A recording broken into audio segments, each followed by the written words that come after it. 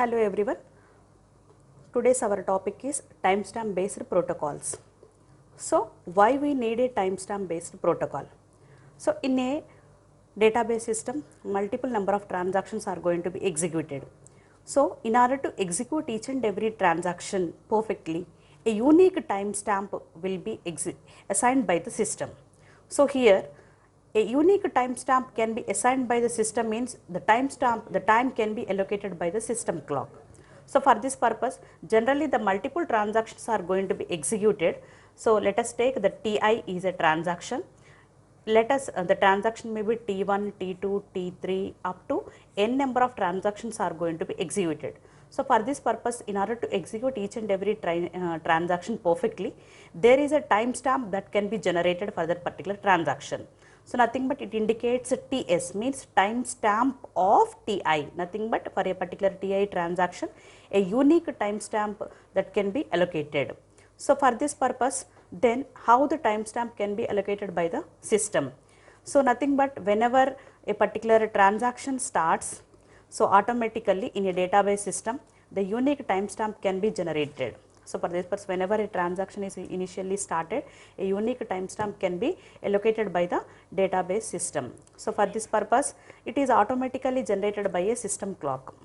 So whenever any transactions is initiated or it is started, then automatically a system clock can be generated, then how much amount of time that it is required for the transaction to complete its read operation and to complete its write operation.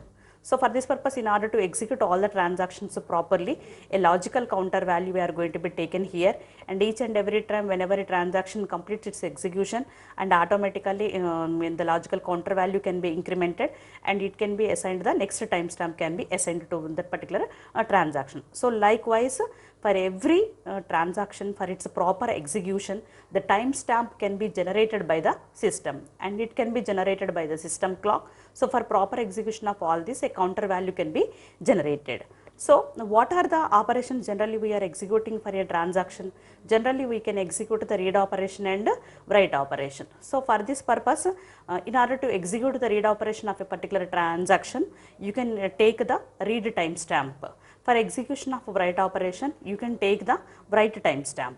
So if it is a read timestamp, you can take it as R of timestamp of particular data item. So nothing but if it is a data item Q, then automatically the timestamp for the Q data item. So for this is, in order to read operation, you are going to be take a read timestamp of Q. For whether you are going to execute the write operation, you are going to use the write timestamp and you are going to perform the write operation of data item Q. So in this case, you are going to execute the write operation of Q. So for this purpose, in order to execute the read operation, the read timestamp can be allocated for a particular data item. In order to execute the write operation, you are going to take the write timestamp for that particular data item. So for this purpose, so read timestamp indicates the largest timestamp of any transaction that executes the read queue is known as read timestamp. The largest timestamp of any transaction that executes the write operation is going to be calling it as write timestamp. So simply for execution of read timestamp, and for execution of write timestamp of queue we are going to be taken. So here you are going to consider the largest value, largest timestamp for execution of read and for execution of write. So for this purpose, based upon the timestamp based protocols, you are going to define the validation based protocols. So nothing but we are executing the read operation and we are executing the write operation, and the transaction is going to be properly committed and the transaction is finally finished or terminated. So for this purpose, you are going to take into the different set of phases. The three phases are going to be ensured here. In three phases, the transaction will be perfectly started and perfectly finished, and it executes its read operation and write operation intermediately. So for this purpose, you are going to define in three phases. The first phase, which you are going to be calling it as the read phase, and second phase, which you are going to be calling it as the validation phase or validate phase, and the third phase, which you are going to be calling it as the write phase. Nothing but simply it is just like similar to executing the read operation and write operation. So properly the changes are going to be transferred from the local buffer to the disk. So nothing but here likewise we are going to execute, nothing but whatever the local variables are going to be there, the local variable value can be transmitted to the permanent value or permanent storage value. value. So for this purpose you are going to indicate the read phase, validate phase and write phase. Then we should see one by one. The first one is going to be calling it as the read phase. So read phase is nothing but, let us take the TI, means any transaction T1 or T2 or T3, whatever it may be. So it executes the transactions, it performs various operations on various data items. So it stores them temporary local variables. Whenever we are executing the read phase, then automatically the data has been stored in the local buffer. So nothing but, whenever it is going to be stored in the local buffer, so the data is going to be updated or what temporarily. So nothing but, whenever it can be transmitted, whenever it can execute the write operation, then this data may be stored and propagated to the disk. So until and unless time we are going to be stored it in the temporary local buffer. So that's why the value is going to be calling it as a local variable value.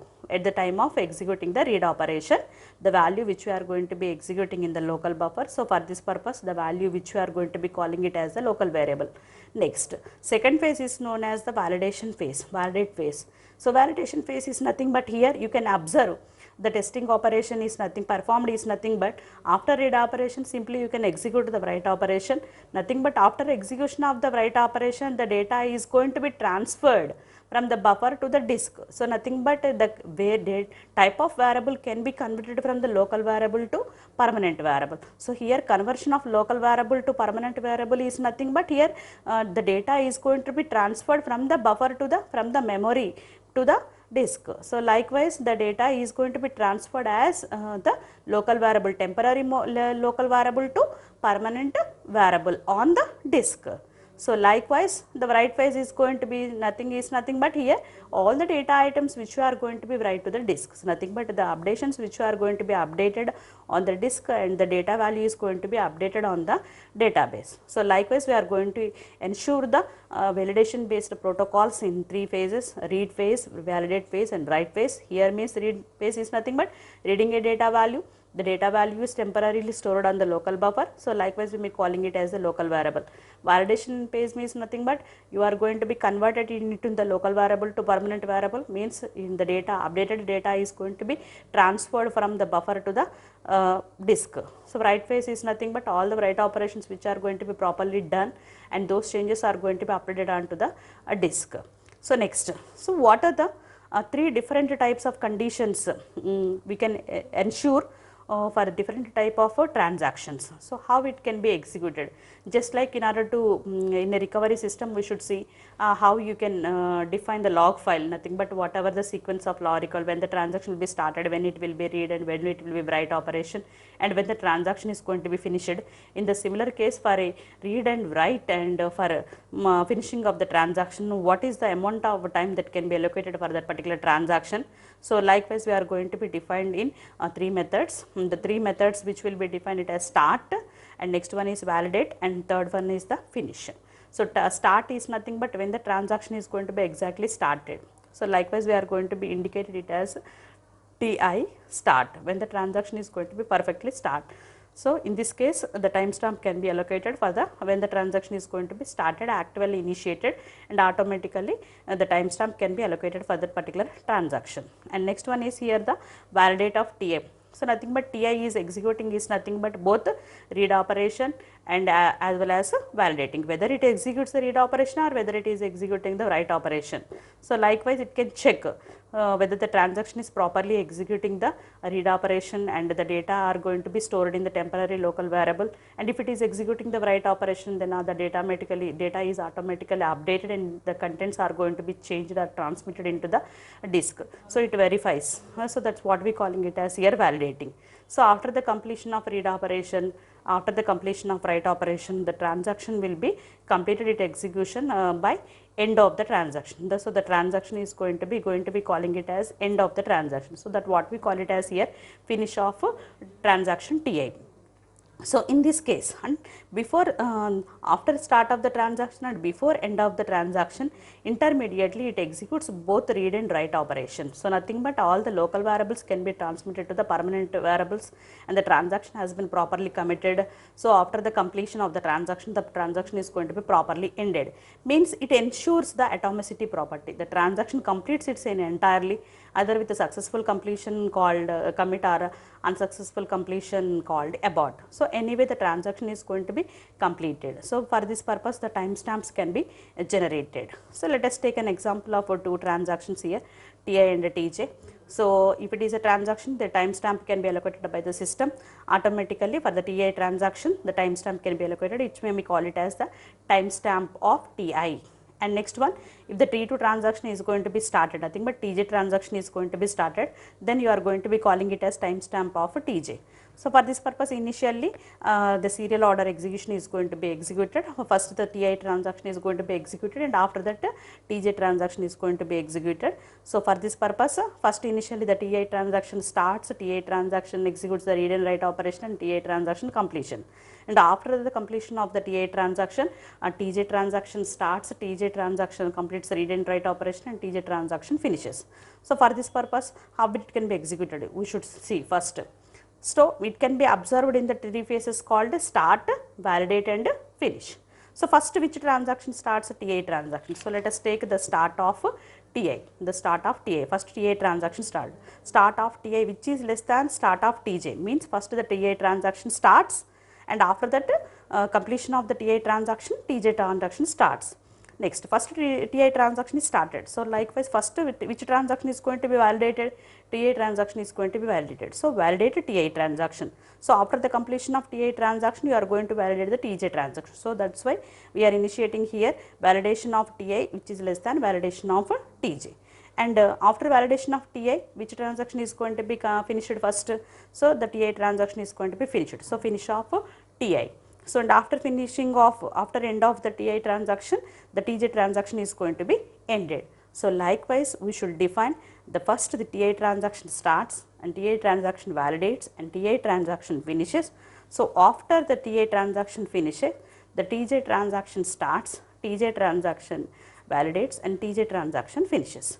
So likewise, you are going to execute the start, validation and finish of the transactions, both Ti and Tj. So likewise, you are going to execute the transactions in different phases like read phase, validate phase and write phase, and similarly the start of the transaction, validation of the transaction and finish of the transactions.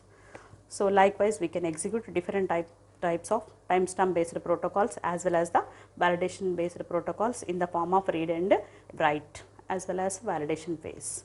And then finally the transaction is going to be committed, and finally the transaction is going to be terminated by ensuring the property of atomicity. So hope you understood. Thank you.